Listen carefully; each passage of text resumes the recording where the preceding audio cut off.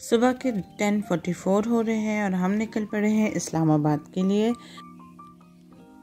तो इससे पहले कि हम इस्लामाबाद के लिए सफ़र का आगाज़ करें, हमें करना है नाश्ता। नाश्ते के लिए हम कहाँ गए? हम गए डोगर। यहाँ पर हमने हलवा पूरी खाई और क्योंकि इतनी भूख लगी थी और जल्दी भी बहुत ज़्यादा थी तो मेरे जहन से ही निकल गया कि बस नाश्ता ऑर्डर किया, खा के हम निकल पड़े और हमने क्लिप नहीं रिकॉर्ड की। तो क्योंकि हम अब निकल रहे हैं लाहौर से, तो लाहौर में तो फॉग है ही। जो लोग लाहौर में रहते हैं और जो नहीं भी रहते उनको न्यूज़ से पता चलता होगा। जब स्टार्टिंग में मैंने वीडियो बनाना स्टार्ट की थी लाहौर में आकर, तो मैंने सोचा पता नहीं मेरे मोबाइल में क्या प्रॉब्लम है, वीडियो क्लियर नहीं आ रही। फिर मैंने रियलाइज़ किया कि ये तो फॉग की वजह से है। अब हम काला शिकागो के टोल प्लाजा पे पहुंच गए हैं। यहाँ पे हम टोल पे करेंगे और उसके बाद पियेंगे हम गर्मा गर्म चाय।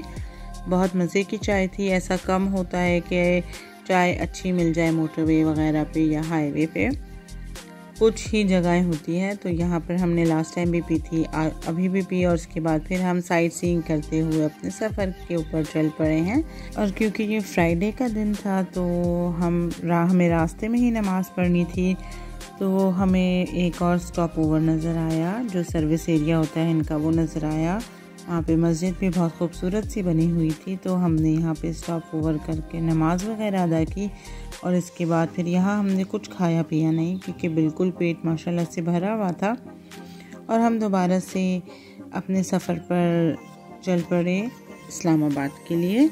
और इस्लामाबाद के रास्ते में आपको काफ़ी सारी जो है पहाड़ और ग्रीनरी वगैरह पंजाब के तो ज़्यादातर इलाकों में नज़र आती ही है।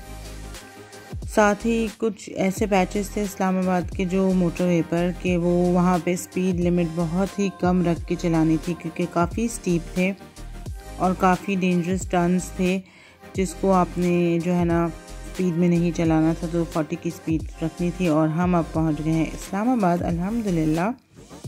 और अपने गेस्ट हाउस सबसे पहले मैंने जाते साथ ही बच्चों को फ्रेश किया और हमें बहुत ज़ोरों की भूख लग रही थी और बच्चों ने प्लान किया था कि हम KFC खाएंगे क्योंकि हमने बहुत ज़्यादा देसी फूड खा लिया है लाहौर में।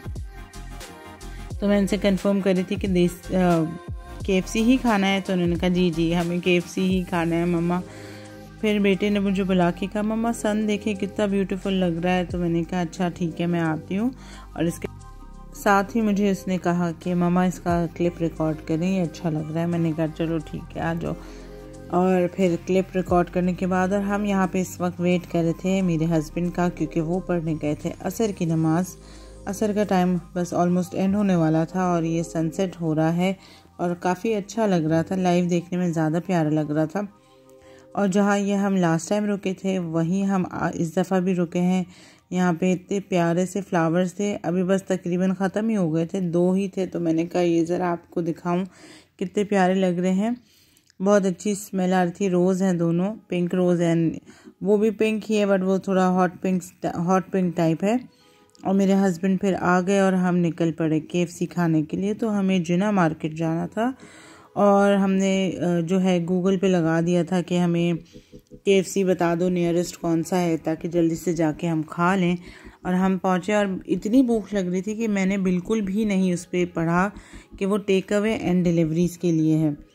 तो मुझे बिल्कुल आइडिया नहीं हुआ और आइडिया क्या मैंने पढ़ा ही नहीं, बस जल्दी से अंदर गए और मैंने बस भूख लग रही थी जल्दी से ऑर्डर किया। और मगरिब का टाइम हो गया था, उस वक्त हस्बैंड चले गए थे, वरना वो शायद नोट करके मुझे बता देते कि भाई क्या कर रही हो, डिलीवरी टेक अवे है। तो बस ये KFC आ गया, हमने पार्किंग की। फिर उसने बताया कि आप इधर पीछे साइड पे एक एरिया है वहाँ पे बैठ के खा सकते हैं। तो हमने जल्दी से वहाँ जाके खाना खाया, इंजॉय किया। लेकिन पंजाब के पानी में कोई ख़ास बात है कि जितना भी खा लो भूख बहुत लगती है। अभी इसको हमें खा के मुश्किल से आधा घंटा ही हुआ था कि हमें फिर से भूख लगी। तो हमने कहा कि अब क्या करें। तो वहाँ पे इस्लामाबाद में सेवर है। इस्लामाबाद में मुझे लगता है फ़ूड ऑप्शन ज़्यादा नहीं है, जो एक होता है ना जैसे लाहौर में आपको बहुत ज़्यादा वैरायटी मिल जाती है, तो इस्लामाबाद में मुझे अभी तक ऐसा कुछ नहीं लगा। तो हम पहुँच गए सेवर फूड में। तो साइड में ये सब्जी वाले भी थे, ये देखे मैंने, लेकिन हमें खाना जो हम प्लान कर कर आए थे वही खाना था। तो सेवर फूड पहुंच गए। यहाँ से हमने मज़े की जो इनका पुलाव की प्लेट होती है, एक डील होती है जिसमें रायता, सलाद, पुलाव और उसके साथ शामी कबाब होते हैं।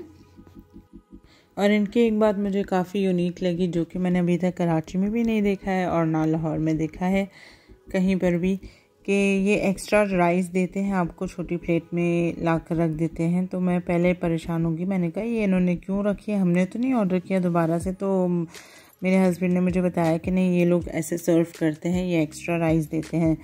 तो अच्छा एक्सपीरियंस था, मज़ा आया। साथ ही इनके पास आइसक्रीम थी, तो बच्चों ने कहा कि मम्मा हमें आइसक्रीम खानी है। मैंने कहा इतनी ठंड में आइसक्रीम खाओगे?